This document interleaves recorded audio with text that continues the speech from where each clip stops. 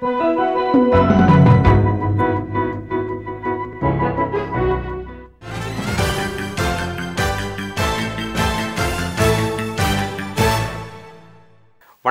நண்பர்களே. ஜெயா டிவியின் நேர்முகம் நிகழ்ச்சியில் உங்களை இன்று மீண்டும் சந்திப்பதில் மிகுந்த மகிழ்ச்சி. 2G அலைக்கற்றை ஊழலில் இதுநாள் வரை சொல்லப்பட்டு வந்த அனைத்து குற்றச்சாட்டுகளும் எவ்வளவு உண்மையின் அடிப்படையிலானவை என்பது நாளுக்கு நாள் மெய்ப்பிக்கப்பட்டு வருகிறது. எடுத்துக்காட்டாக 1,67,000 கோடி ரூபாய் அளவிற்கு இழப்பு என்று CAG கூறியது ஒரு பிரிசம்ப்டிவ் லாஸ், யூக இழப்பு என்று கூறப்பட்டதை 2G அலைக்கற்றை இப்பொழுது உச்சநீதிமன்ற அறிவுறுத்தலின்படி ஏலம் விடப்பட்டதில் அரசுக்கு கிடைத்திருக்கும் தொகை அது பிரிசம்ப்டிவ் லாஸ் அல்ல, நிஜமான இழப்பு என்பதை மெய்ப்பித்திருக்கிறது.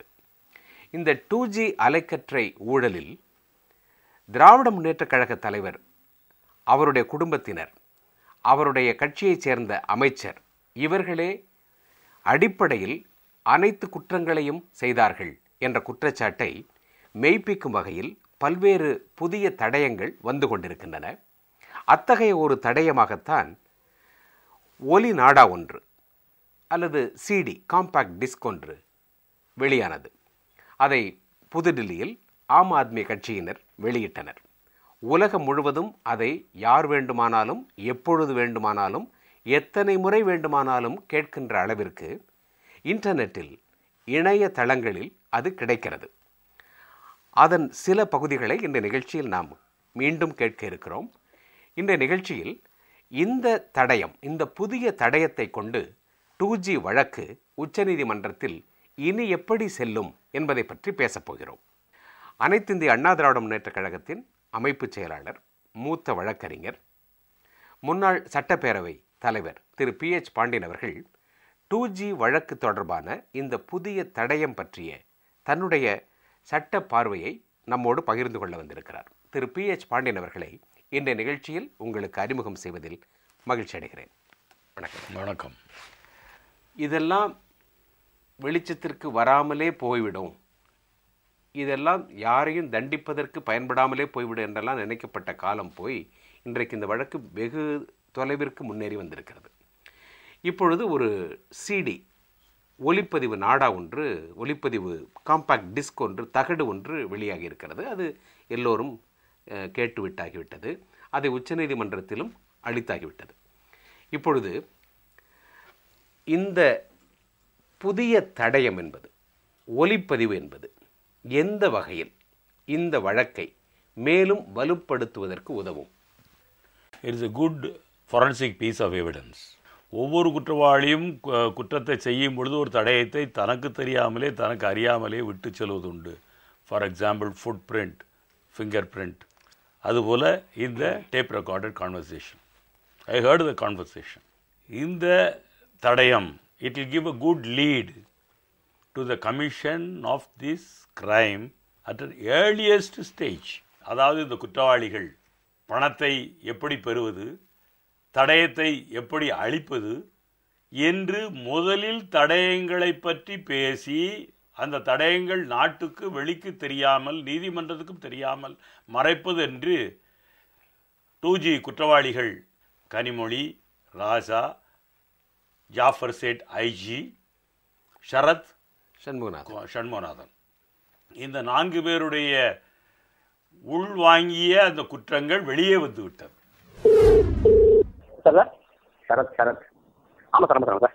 அங்கே சார் சார் அவரும் அமிர்தம் சார் 2 பேரும் பாருங்க சார். இன்னும் நம்ம பார்க்கல. சரி சரத், அதாவது நம்பர் ஃப்ரீயாக இருக்கா? ட்ரை பண்ணுறேன், கிடைக்க மாட்டேங்குது. இப்போ இந்த ஃபோன் கொடுத்துருவா, சரிங்களா?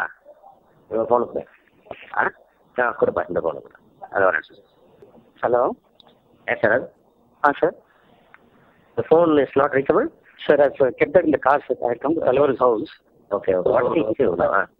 Sir, those senior people called up from Bombay, Delhi, and they said that their information is that next week, positively, they're not going to come with a questionnaire or something. They will only come and take custody of the directors So please be prepared. So I asked him, how sure are you? He said, all our information is sure. It is 100% sure. Please inform your leader right now. So I said, it's afternoon time right now. It's not possible. They're saying we are passing on the information to you. Now it is up to you to decide how you want to handle it. Okay, beyond this we cannot tell, but please take it. No, last time also they said this, no? Last time they said Raja, they said that. No. TV office, they said they are coming. You remember? He said that. Even now he said that everything is ready. They're now pushing for arrest. They're not in pushing for questionnaire and inquiry. They're pushing for arrest. So it's up to you guys to take it. You please do another thing. Check out from your sources before you want to take any further action. So I called up Amrutam. We had gone for one function. Ramnayan sir, some daughter, some granddaughter, some function was there. They gone there. So first he said leave it. Then he suddenly said no, it's better we go tell off Shanmunathan sir. That time I sent you an SMS that we're heading here. We came here, then they decided not to tell. Then I went back home. Then again I got a call saying come back. No, I told Shanmunathan not to tell now, 3D checkup. Correct, it's better. So it's better we take the checkup 100% sure and then do it. But from whatever they're saying, they sound a little panicky. So anyway, they called me back. Please come back. And just now I think from Chidambaram sir and the entire Congress are planned up. So they're waiting, sitting down. So K.R. Balu sir said he'll handle it. So that's where it is now. Okay, when you are telling Kalaga, tell that you have also told me. Thanks. I am checking up. They are saying that it is 50-50 only. You guys are not confirming. They are saying that no way. Logic, they are telling about 2-3 logic. One, they are saying in that case, first to be touched will be the senior guys. Correct. That has not been done. Maybe they are doing it to apply some pressure so that they will not look in the direction.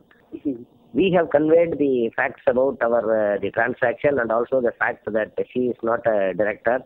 She is only a shareholder. The other director is not there, and these are the things that which is a clean. The transaction occurred. She was there, sir. That is what when the transaction took place, she was here. Yes, she was the director. Really? Yes, sir. That day you said no? She resigned in December. All backdate is going on now, sir. I'm visiting in signing soon. No, she resigned in December, but the most thing coming? Money came in 2008, no, sir. Oh, this December only she resigned. Which December? Yes, sir, this December. This December or maybe last, but she was there as a director. And, sir, I signed some 100 pages of backdated thing yesterday only. I've taken a Xerox and sitting and reading it now. The problem is that because we are hearing news and getting news and the queries, then we are manipulating according to that. So pages have been changed. When Kani Madam was not there Kani Madam, I know 2007 she was not there. Periyamma continued to be because of Periyamma continued to be, that I know. Correct. Periyamma continued to know, but there because, and she has said that she has no knowledge of English or Tamil, no? Correct. My sources are telling, no, that is highly precipitative, which they will not do. First, they will question. Even if that is the case, they will question. If they are not convinced and if there is something, they see that tracing or some damage in the trail or destroying evidence and all those things, then they may go further. Then they'll take a little aggressive step. Yeah. Okay, I'll just pretty much convey it to you. You want to speak to Shanmunathan sir and tell him the same, so he will tell in Tamil better than me, sir. No, I will tell. But I am your meeting boss. You tell this also. That later I will tell boss in the evening. Fine. Okay, fine. Thank you. அந்த சதி திட்டத்தை உருவாக்கும் பொழுது அவர்களெல்லாம் அங்கே இருந்திருக்கிறார். முதல்ல it was a core of conspiracy. அதில் 200 கோடி ரூபாய் எப்படி நாம் கடனாக வரவு வைத்துக் கொள்வது திரும்ப வந்தது போல, அதை எப்படி கடனாக நாம் அந்த கூற்றை சொல்லுவது, 60% பெற்ற ஒரு குற்றவாளியை எப்படி நாம் கணக்கில் கொண்டு வந்தோமோ அதே போல் 20% பெற்ற கனிமொழி எப்படி கணக்கில் கொண்டு விடலாம் என்பதை ஜாஃபர் சேட் பேசியதை நாம் கேட்டோம். எல்லா ஊடகங்களிலும் அது வந்துவிட்டது, எல்லா தொலைக்காட்சியிலும் வந்தது. இதிலிருந்து என்ன தெரிகிறது? இந்த கான்வர்சேஷனை வைத்து இது சட்டப்படி இன்றைக்கு செல்லும். உச்சநீதிமன்றமே 2009 ஆண்டு இறுதியாக சொல்லியிருக்கிறது, இந்த voice of the speaker must be identified, it must be relevant. இப்போ இது ரெலவெண்ட்டாக இருக்கிறது. இந்த 2G வழக்கிற்கு இந்த tape recorded conversation between Kanimozhi, Jaffer Sait, Shanmuganathan, Sarath. Sarath இவருடைய பேச்சுக்கள் இன்றைக்கு இதற்கு தொடர்புடையதாக இருக்கிறது உள்ளதான் வேண்டும். Identification of the maker. இதற்கும் உச்சநீதிமன்றம் சொல்லியிருக்கிறது. யாருக்காவது ஒரு குற்றவாளி ஒரு இடத்தில் தன்னுடைய ஃபுட் பிரிண்ட்டையோ ஃபிங்கர் பிரிண்ட்டையோ விட்டு சென்றால் அவனை அழைத்து கொண்டு போய் அவரை உன்னுடைய மாதிரி பிரிண்ட்டை என்று கேட்பது. அதுபோல நார்கோ அனாலிட்டிக்கல் டெஸ்ட்டுக்கும் சுப்ரீம் கோர்ட் உச்சநீதிமன்ற நீதிபதிகள் இதை தெரிவித்திருக்கின்றார்கள், ஒரு தீர்ப்பை வழங்கியிருக்கின்றன. என்ன narco analytical test? You must subject your self to narco analytical test. உண்மை கண்டறியும் சோதனை. அந்த உண்மை கண்டறியும் சோதனைக்கு ஒரு கன்சென்ட் வாங்க வேண்டும். இப்பொழுது எந்த மூன்றாவது மனிதனும் டெல்லியில் நடக்கக்கூடிய அந்த சிபிஐ வழக்கில் தன்னை பார்ட்டியாக இணைத்து கொண்டோ இல்லாவிட்டால் சிபிஐயே இந்த டேப் ரெக்கார்டர் கான்வர்சேஷன் எடுத்துக்கொண்டு போய் அவர்களே ஒரு மனு போட்டு அவர்களே இந்த குற்றவாளிகளுடைய கன்சென்ட்டையும் பெற்று suppose they are subjected to examination under narcotic test, narco analytical test, definitely the truth will come out. Ultimate function of the court is to find out the truth. நம்முடைய 365 Criminal Procedure Code, 133 Indian Evidence Act, the judge should not be a spectator. He has to take part in the trial. He must also participate in the trial, put questions to elicit the truth. நாளைக்கு நீதிமன்றம் ஒரு கேள்வியை குற்றவாளிக்கு இறுதியாக criminal procedure code 313 statement என்று சொல்லுவார்கள். அப்பொழுது கேட்கலாம் நீதிபதி, இதற்கு நீங்கள் என்ன சொல்லுகின்றீர்கள் என்று கேட்கலாம். அதுபோல மற்ற சாட்சிகள் வரும் பொழுது, ஏன் இந்த ஜாஃபர் சேட்டே பப்ளிக் சர்வெண்ட் தான், ஒரு சமனை அனுப்பி நீதிமன்றத்தில் அழைத்து இது உன்னுடைய குரலா பேச்சா என்று கேட்டால் அதை மறுக்க முடியாது. காரணம் இதற்கு ஒரு கம்பாரிசன் தேவையே கிடையாது. நிக்சன் டேப் கேஸ் என்ன ஆனது? பிரசிடென்ட் நிக்சனும் அவருடைய அசோசியேட்டும் அவருடைய டேப்பர் கான்வர்சேஷன் அப்படியே அன்றைக்கு ஏற்றுக்கொள்ளப்பட்டது. அதுபோல தான் விவி கிரி எலெக்ஷன் கேஸிலே இப்படி டேப் ரெக்கார்டர் கான்வர்சேஷனை ஏற்றுக்கொண்டிருக்கின்றார்கள். Tape recorder conversation is admissible evidence என்று உச்சநீதிமன்றம் 1964 ஆண்டிலிருந்து 2009 ஆண்டு வரை பல்வேறு தீர்ப்புகளில் வெளியிட்டிருக்கிறது. எனவே இந்த குற்றவாளிகள் 2G குற்றவாளிகள் கனிமொழி, ஏன் இப்பொழுது ஐஜி ஜாஃபர் சேட்டே உள்ளே வரலாம். காரணம் 319 கிரிமினல் ப்ரொசீஜர் கோட். எந்த குற்றவாளியும் புதிதாக சேர்க்கப்படலாம். ஒரு சாட்சி புதிதாக வெளியே சில உண்மைகளை கொண்டு வரும் பொழுது அந்த குற்றவாளியை உள்ளே சேர்த்துக் கொள்ளலாம். லக்குபாத் கேஸ் யார்? PV நரசிம்மராவை சேர்க்கவில்லையா? ஊறுகாய் வியாபாரி சேர்க்கவில்லையா? அதுபோல் இன்றைக்கு ஜாஃபர் சேட்டை குற்றவாளியாக அதில் கொண்டு வரலாம். அதற்கு ஒரு தேர்ட் பார்ட்டி பெட்டிஷன் போட வேண்டும். சிபிஐ கோர்ட்டில் டெல்லியில் போட வேண்டும். எனவே ஒரு 5 வரைமுறைகள் எப்படியெல்லாம் இருக்க வேண்டும் என்று உச்சநீதிமன்றம் வழிகாட்டு முறையிலேயே டேப் ரெக்கார்டர் கான்வர்சேஷனுக்கு கொடுத்திருக்கிறது. அதாவது ஒரு அக்யூரசி டெஸ்ட், இதுதான் கனிமொழி குரலா, இதுதான் ஜாஃபர் சேட் குரலா, இதுதான் சண்முகநாதன் குரலா என்று இந்த குரலை நிர்ணயிக்க வேண்டும். யார் நிர்ணயிப்பா? அதை நீதிமன்றம் நிர்ணயிக்கலாம். இல்லாவிட்டால் சிபிஐ நிர்ணயிக்கலாம். சிபிஐ அவர்களை விசாரணைக்கு அழைக்கலாம். இன்றைக்கு வழக்கு தொடங்கப்பட்டு விட்டது, நடந்து கொண்டிருக்கிறது. இது முடிவல்ல, இதுவே முடிவல்ல. இந்த வழக்கிலும் இவர்களை குற்றவாளிகளாக சாட்சிகளாக அழைத்து மீண்டும் குற்றவாளிகளாக சேர்த்துக் கொள்ளலாம். ஏன் அப்பீல் ஸ்டேஜில் கூட சேர்த்துக் கொள்ளலாம் என்று உச்சநீதிமன்றம் சொல்லியிருக்கிறது. இப்படி வழிகாட்டுதல் வழிகளை சொல்லியிருக்கிறது. அடுத்து சதி திட்டம், அதற்கு ஓவர்ட் ஆக்டே தேவையில்லை. No overt act is necessary for conspiracy. There must be a foundation for gain and purpose. Conspiracy conspiracy என்றால் என்ன? ஒரு இல்லீகல் ஆக்டை செய்வதற்கு ஒரு திட்டம் போடுவது, ஒரு இல்லீகல் மீன்ஸை பயன்படுத்துவது. இல்லீகல் மீன்ஸ் இந்த கான்வர்சேஷன். எனவே இந்த 214 கோடி ரூபாயை அவர்கள் எப்படி கணக்கு வைத்துக் கொள்ளலாம் என்று தங்களை தப்பித்துக் கொள்வதற்கு, குற்றம் செய்வதற்கு முன்பே குற்றத்தை இருந்து தங்களை பாதுகாப்பதற்கு வட்டியாக 30 கோடி ரூபாயும் 31 கோடி ரூபாயும் 200 கோடி ரூபாயை நாம் வரவு வைத்துக் கொள்ளலாம் என்று ஜாஃபர் சேட் ஒரு public servant, maybe IG intelligence, இதுதான் இன்டெலிஜென்ஸா? இப்படி குற்றங்களை செய்வதற்கு உறுதியாக இது causing the disappearance of evidence. யாரு? ஒரு பப்ளிக் சர்வெண்ட் காசிங் ஒரு எவிடன்ஸை மறைப்பதற்கு, அதுவே குற்றம். அதில் அவர் சொல்றாரு, இந்த கான்வர்சேஷன் கேட்போம். சொன்னா நீ உதட்டீங்க, என்னங்க சொன்னா உதட்டீங்க, இருந்தாலும் சொல்லிடுறேன். 2வது முறையா 2வது கஸ்டடியில் இருக்கிற ஆள்கிட்ட பேசிட்டு இருக்கேன் நான். Ma'am, I just read out the statement. See, it is in line, ma'am. I just suggested the boss. Boss said, okay. I just wanted to keep it, ma'am. 10/2/2011 அன்று நான் விடுத்த அறிக்கையில் 2007-2008 ஆண்டில் மத்திய தொலைத்தொடர்பு துறையால் ஒதுக்கப்பட்ட 2G அலைக்கற்றை விவகாரத்திற்கும் 2009 ஆண்டில் கலைஞர் தொலைக்காட்சி மற்றும் சினியுக நிறுவனத்துக்கும் இடையே நடந்த கடன் பரிவர்த்தனைக்கும் எந்தவித தொடர்பும் கிடையாது என்றும் சினியுக நிறுவனத்திடமிருந்து கடனாக பெறப்பட்ட 200 கோடி ரூபாய் கலைஞர் தொலைக்காட்சி நிறுவனத்தால் திருப்பி தரப்பட்டு விட்டது என்றும் அந்த தொகைக்கான வட்டி 31 கோடி ரூபாய் கொடுக்கப்பட்டது என்றும் இந்த பரிவர்த்தனை முழுவதும் வருமான வரித்துறைக்கு தெரியப்படுத்தப்பட்டு அதற்கான வரியும் முறையாக செலுத்தப்பட்டது என்றும் தெரிவித்திருந்தேன். இதற்கு பிறகும் இந்த கடன் பரிவர்த்தனை குறித்து மத்திய புலனாய்வுத்துறை நீதிமன்றத்திலே குறிப்பிட்டுள்ளது. எனவே மத்திய புலனாய்வுத்துறைக்கோ வருமான வரித்துறைக்கோ எந்த விதமான சந்தேகம் இருக்குமானால் அவர்கள் எப்போது வேண்டுமானாலும் கலைஞர் தொலைக்காட்சி நிறுவனத்தின் ஆவணங்களையும் கணக்குகளையும் சரிபார்த்து தெரிந்து கொள்ளலாம். அதில் எங்களுக்கு எந்த விதமான ஆட்சேபனையும் இல்லை. சரத்குமார், நிர்வாக இயக்குனர், கலைஞர் தொலைக்காட்சி.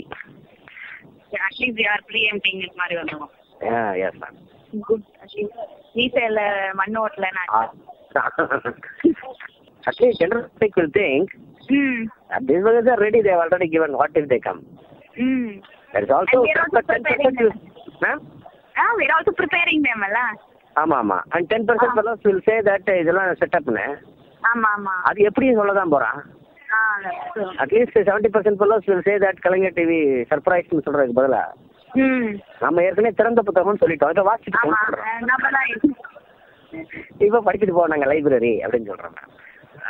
Invitation. I just suggested, the boss said okay. I'll take your opinion also. It's better, ma'am? Yeah, it's definitely better than what he was saying. Yes. Because he is trying to be so funny. He's saying they come at this time, that time nobody will know. They will tip off and come, ma'am. Definitely. ஆமா, அதுவும் correct. இதில் சொல்கிறாரு, I have spoken to the boss என்கிறார். அவருக்கு pass chief minister இருந்தவர், அவர் public திமுக தலைவர் கருணாநிதி. அவர் வர வேண்டாமா வழக்கு உள்ளார? இது ஆட்டோமேட்டிக்காக வந்துடுறாங்க. இவர்கள் எல்லாரும் விசாரிக்க வேண்டும். என்ன நினச்சிருப்பாங்கன்னா, இப்போ தயாளு அவர்கள் விசாரிக்கவில்லை, அவர் மனநிலை சரியில்லை என்று சொல்வதை ஏற்றுக்கொண்டு அப்படி விட்டுவிட்ட காரணத்தினால் 60% குற்றவாளியே ஒருவேளை தப்பித்து விட்டால் 20% உள்ள பங்கு உள்ள கனிமொழி தப்பித்து விடலாமா என்று இதற்கெல்லாம் வழிவகை செய்து கொண்டிருக்கின்றார்கள். அது விவகாரம் வேறு. அது கூட லூசிட் இன்டர்வல் தான். வாழ்க்கை பூரா அந்த மனநிலையில் இருந்தால் தான் பழைச்சாங்க. Crime never dies, supreme court set.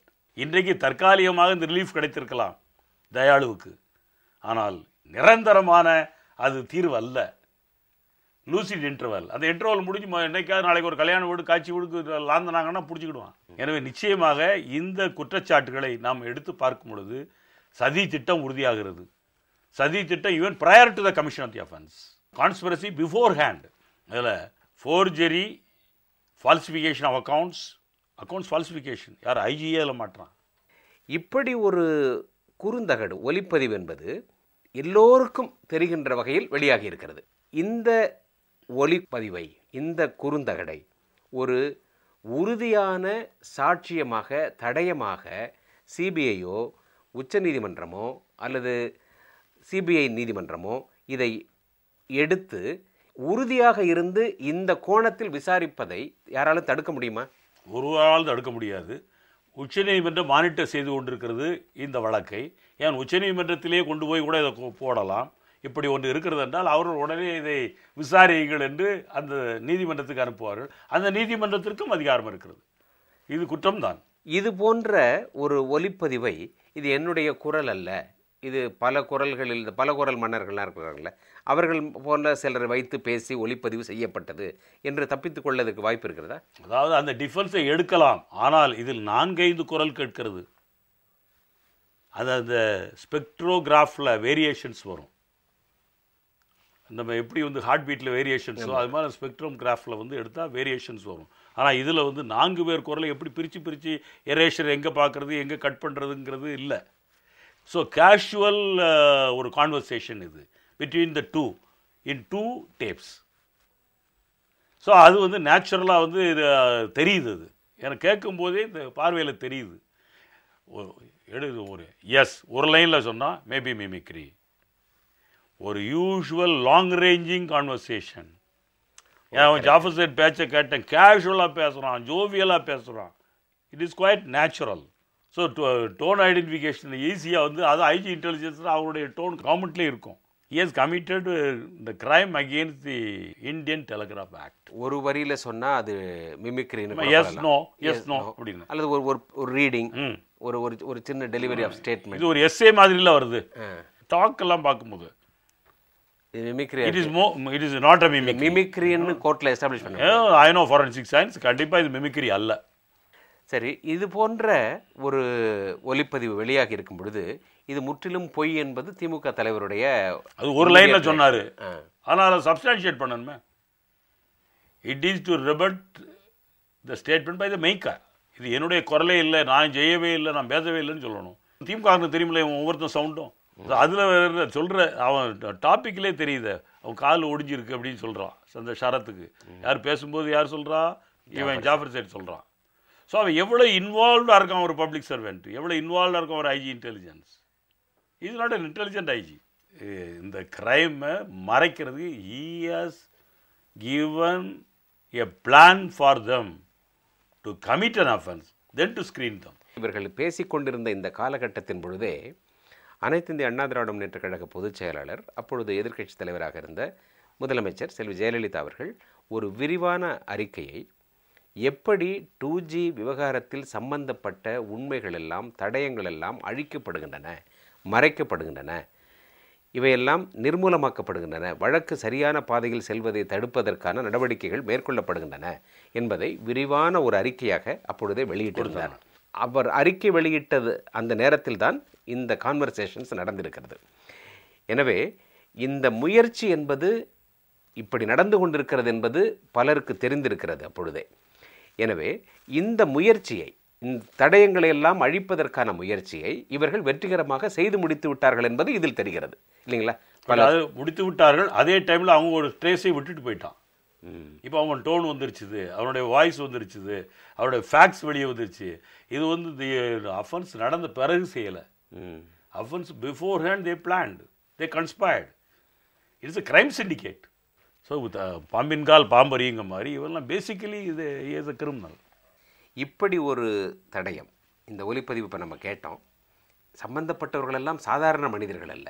ஒருவர் மாநிலத்தினுடைய உளவு பிரிவு தலைவர், அவர் பாஸ் என்று அவர் ரெஃபர் செய்வது முதலமைச்சர் கருணாநிதியை, அவருடைய குடும்பத்தை சேர்ந்தவர்கள், அவருடைய உதவியாளர், பெரும் தொகை சம்பந்தப்பட்டிருக்கிறது என்ற இவ்வளவு முக்கியத்துவம் வாய்ந்த ஒரு வாலடைல், ஒரு பிக் டிக்கெட் கிரைம் இந்த சிடியால் அடுத்து என்ன வடிவத்திற்கு செல்லும்?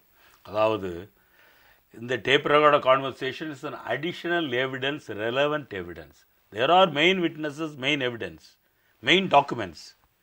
ஏன்னா இந்த பண பரிவர்த்தனையை மறுக்கலை, இவங்க கடனாக வாங்கணும்னு சொல்கிறாங்க. So there is a link between the two.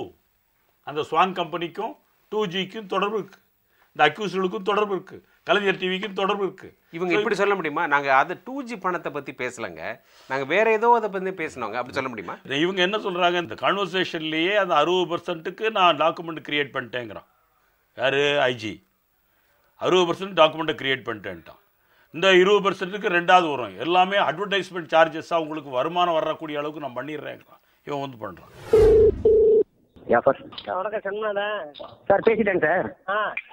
அவர் வந்து 60 பண்ணிடுறேங்கிறாரா? சரி, 60க்கு எல்லாம் ரெடியா இருக்குது. அட்வர்டைஸ்மெண்ட் மாதிரி நான் கொடுத்துறேன், 5 வருஷத்துக்கு அட்வர்டைஸ்மெண்ட் போட்டு கொடுத்துட்றேன் நான் அப்படிங்கிறாரா. இன்னொரு 20க்கு வழி பண்ணி தரேன், உடனே பண்ண முடியாது அப்படிங்கிறாரா. சரி, அதான் சார் 60 கன்ஃபார்ம் ஆயிடுச்சு அப்படின்னு.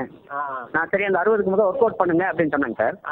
மீதி 40க்கு வேற வழி வேணும் சார் அப்படின்னா, நீங்க முதல்ல 20 பேசுவோம், நான் 20 அவர்கிட்ட பேசி பார்த்துட்டு உங்கள்கிட்ட சொல்றேன், இதுக்கு வந்து வெளியே பாருங்கன்னு சொல்லிட்டு 5 வருஷத்துக்கு அட்வர்டைஸ்மெண்ட் மாதிரி கொடுத்தாருங்க சார். கொடுத்து 60 கொடுத்துருவாரு இவன் கம்பெனிக்கு அட்வர்டைஸ்மெண்ட் மாதிரி. அப்படின்னா கரெக்டா இருக்காது. அதான் சார், நான் நேரம் இப்போ இன்னொரு தடவை பார்த்து ஈவினிங் பேசிடுறேங்க சார். சரி சார், 60க்கு அவர் ரெடி பண்ணிட்டாரு, 60 ரெடி சார். இன்னும் 20 ரெடி பண்ணிடுறேன்றா. இன்னொன்று சொன்னாரா, நீங்க பெர்மிஷன் வாங்கி சொன்னீங்கன்னா எனக்கு தெரிஞ்ச இன்னொருத்தர் சார், அவர் மூலமா நான் 40 பண்ணி கொடுத்துறேங்கிறாரா. சரி சரி சரி, அது யாருன்னு நான் ஃபோனில் வேணா நேராக பேசிக்கிறேன்னு சொல்லியிருக்கேன். நான் பார்த்து பேசிட்டு ஈவினிங் சொல்றேன் சார். தேங்க்யூ. ஸோ மெயின் பிசி உங்களுக்கு சோர்சஸ் ஆஃப் மணிக்கு 214 crores, how will they account? So அதை பண்ணுறதுக்கு மற்ற விட்னஸஸ்லாம் வரும் பொழுது it is a additional piece of evidence, it's a relevant evidence. இப்போ வந்து எங்களுக்கு அதில் தொடர்பே இல்லைன்னு சொல்லி தப்பிக்க முடியாது. உங்களுக்கு தொடர்பு இருக்குது, உங்களுடைய வாய்ஸ் வந்துருச்சுது, மற்ற விட்னஸஸ் இருக்குது, மற்ற எவிடன்ஸ் இருக்குது, மற்ற டாக்குமெண்ட் இருக்குது, அதெல்லாம் சேர்த்து சப்ளிமெண்ட் பண்ணி பார்க்குறதுக்கு தான் இந்த டேப் ரெக்கார்டர் கான்வர்சேஷன். ஒரு பொசிஷன் எடுத்தாங்கன்னு வச்சுங்க, ஒரு பெரிய மூத்த வழக்கறிஞரை வைத்து, சார் நாங்கள் 60 கோடின்னோம் 20 கோடின்னோம், இதெல்லாம் வந்து 2Gயை சம்மந்தப்படுத்தி இல்லைங்க, நாங்கள் வேறு ஒரு தொழில் செஞ்சுட்டு இருந்தோம், அதை பற்றி பேசிகிட்டு இருந்தோம், அதையும் இதையும் முடிச்சு போடாதீங்க என்ற ஒரு நிலைப்பாடு எடுத்து பேச முடியுமா? அந்த கான்வர்சேஷன் பிட்வீன் 4 யார், Kanimozhi 2G accused, Sharad 2G accused, இதுக்கு மேலே ஒன்று அக்யூஸ்டுக்கு லிங்க் இருக்குங்கிறது எஸ்டாப்ளிஷ் பண்ணுறதுக்கு தானே. இப்போ இவங்க முந்தி வந்து எங்களுக்கு எதுவுமே தொடர்பு இல்லைங்கிறதுக்கு இவங்களுடைய வாய்ஸே, இவங்களுடைய கம்யூனிகேஷனே, இவங்களுடைய டேப் ரெக்கார்டர் கான்வர்சேஷனே இவங்களுக்கு எவிடன்ஸாக எதிர்த்து வந்து சேருது. It amount to self incrimination அளவுக்கு வந்துருச்சு. இப்போ இவங்களே தங்களை காட்டி கொடுத்துட்டாங்க, இவங்களுக்கு நம்ம சாட்சி தேடிட்டு அலைய வேண்டாம், இவங்களே இவங்களுக்கு சாட்சியாக வந்துட்டாங்க. இன்னைக்கு இதை வந்து மறுக்கவே முடியாது. வாய்ஸ் எங்களுதே இல்லைன்னு சொல்லி போட்டு ஓப்பனில் வந்தாலொழிய it will stand the test of law. இது ஒன்றுனால மட்டும் மெயினாக அந்த கேஸ் இது நிற்கிறதோ இல்லை எதிர போகிறதோ அல்ல. It is an additional piece of evidence to support the CBI case, ஒரு வேல்யூபிள் பீஸ் ஆஃப் எவிடன்ஸ். ஏன்னா இது குழு, நல்ல குழு. இது கான்ஸ்பிரசிக்கு வந்து செயின் ஆஃப் ஈவெண்ட்ஸ் இருக்கணும், அந்த செயினை இது கரெக்டாக காட்டுது. இந்த டேப் ரெக்கார்டர் கான்வர்சேஷன் ஒன்றும் இல்லையே, they can sustain the conviction. அப்போ இந்த கான்ஸ்பிரசி ஆங்கிள் வந்ததுன்னா, கூட்டு சதி என்ற கோணத்தை நீதிமன்றம் எடுத்ததுன்னா, அப்போ இதில் சொல்லப்படக்கூடிய பாஸும் வருவாரா, அப்போது முதலமைச்சராக இருந்தவர் வருவாரா? இப்போ இதில் வந்தாச்சு இல்லை அது. இப்போ இதுலேருந்து 4 பேரில் ஒரு விட்னஸ் நம்ம எடுக்கணும், அதில் 2 பேர் அக்யூஸ்டாக இருக்கா. ஷண்முகநாதனும் ஒரு ஐஜி இன்டெலிஜென்ஸ் தான் அந்த 2Gயில் வரல, இப்போ அவனும் 2Gயில் வந்துட்டான். இப்போ they can also be arraigned as an accused. Till the trial is over, anybody can be roped in as an accused. இப்போ அப்பீல் ஸ்டேஜ்லேயே third party can intervene and சேனே இருக்கு supreme court judgment. So it is not the end of the matter. இப்போ charge sheet is not the end of the matter, trial is not the end of the matter. இது காங்கிரஸ் திமுகவை மிரட்டுவதற்காக வெளியிட்ட ஒன்று அப்படின்னு சொன்னால் அவ்வளவு எளிதில் இதை வெளியிட்டுருவாங்களா என்ன? அதாவது 2G ஸ்பெக்ட்ரம் எலக்ட்ரோரல் அலையன்ஸ்னு வச்சுக்கோங்க. இப்போ இந்த அலையன்ஸை இது ரிவைவ் பண்ணுறதுக்கு ஒருவேளை இதை பயன்படுத்தலாம் அப்படின்னு. இப்போ 2 பேரும் தனித்தனியாக நிற்கிறான், தனித்தனியாக என்னாலும் டெபாசிட் போயிடும்.